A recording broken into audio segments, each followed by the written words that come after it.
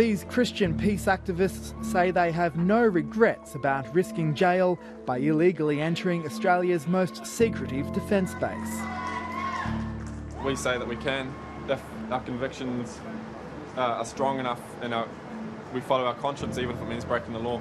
There's many great examples, people throughout history who have stood up for causes they believed in, even when they were deterred by very severe consequences, and hopefully this is another example. What goes on at Pine Gap in the Australian outback 20 kilometres out of Alice Springs has always been a closely guarded secret. Built in the depths of the Cold War to monitor Soviet nuclear launches, Pine Gap's mission has evolved.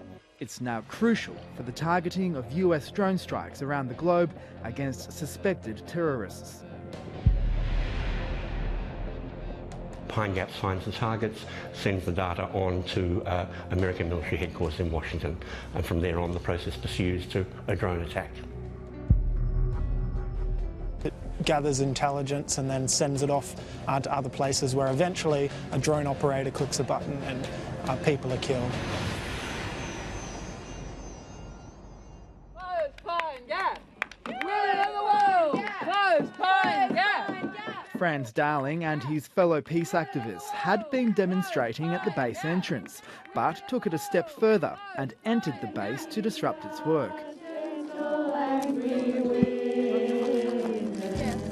One man made it more than a kilometre from the perimeter fence. He said he was there to sing and pray for child victims of drone strikes.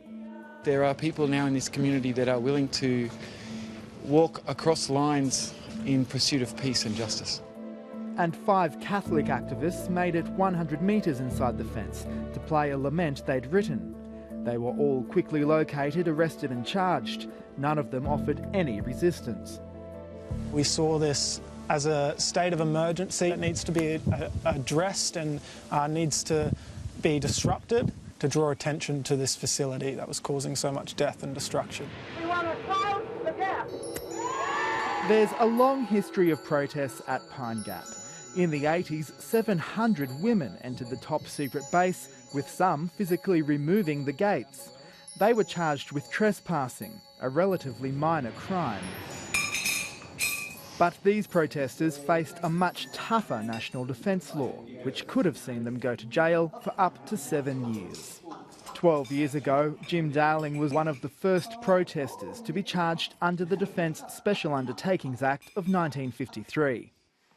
We came here in 2005 and did an action where we 4 of us got into the base and 2 of us cut through a couple of fences, climbed on a roof, took a few photos and got arrested and charged for that under the same act. Jim Darling and his companions faced the possibility of years in jail, but they were shown leniency and fined just over $3,000. They spent just a few days in jail for not paying, and their convictions were overturned on appeal.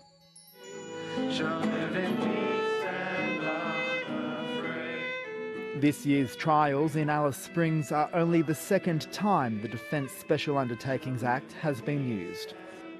Andy Payne was also charged with taking a camera in, an iPhone, with which he live-streamed the protest. For that, he faced an extra 2 years jail. I guess there are more important things than our physical freedom, and so for us taking the stand that we did, we felt that was worth the risk. The Federal Attorney General has given the go-ahead for a prosecution against protesters. Under the Act, police needed the approval of Commonwealth Attorney General George Brandis to prosecute the case. He declined to speak to 7:30. The Commonwealth hired Sydney Silk Michael McHugh SC to lead the prosecution, with some legal sources estimating he could be getting paid up to $7,000 a day.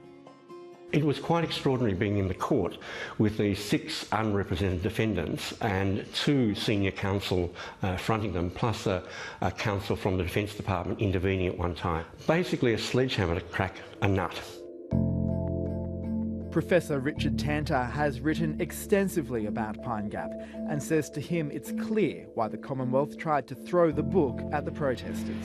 The Americans call the shots, and so the Australians are very concerned to make sure that they don't blot their copybook with the Americans. He was called as an expert witness to help justify the protesters' legal argument they were acting in defence of others by trying to stop drone strikes, which was not allowed by the judge. What the accused were claiming was basically absolutely correct in law and in fact. And I was really surprised that the government really lacked the courage to allow that to be presented to the jury, to the judge and effectively to the Australian people. It was a rather demeaning defence, I thought, by the government. Were we not to have the defence facility at Pine Gap operational, our intelligence and operational capability would be significantly degraded. John Blaxland is a former head of intelligence for the Australian Defence Force and one of the few who have actually been privy to what goes on behind the razor wire at Pine Gap. I think the Attorney-General is particularly mindful of minimising the risk of further such revelations that would be harmful. So providing disincentives for protesters to want to disrupt the facility, I can see why he would jump to that conclusion. Today, Justice John Reeves decided against sending any of the 6 protesters to jail.